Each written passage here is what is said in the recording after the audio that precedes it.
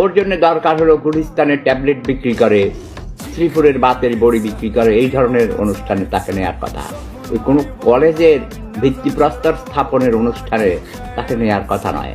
কেন ওবায়দুল কাদের নাকি ওবায়দুল কাদের হলো একটা অথর্ব, নোয়াখালীতে খাটার ছোট লোক, গরিব, আমার কাছ থেকে ভিক্ষা করে নাস্তা খাইতো, আপনার মধুর ক্যান্টিনে গিয়ে কোনায় বসে থাকতো, ওই ফকিন্নির পোলা ছেঁড়া স্যান্ডেল, ছেঁড়া জামা কাপড় পরতো, গায়ে গন্ধ ছিল, নোয়াখালী লেখা তাকে টেনে টেনে এখন সে মন্ত্রী হয়েছে, যোগাযোগ মন্ত্রী। চাচা আমার বাড়ির কাছে এখনো বাস চলার মতো রাস্তা হয় নাই।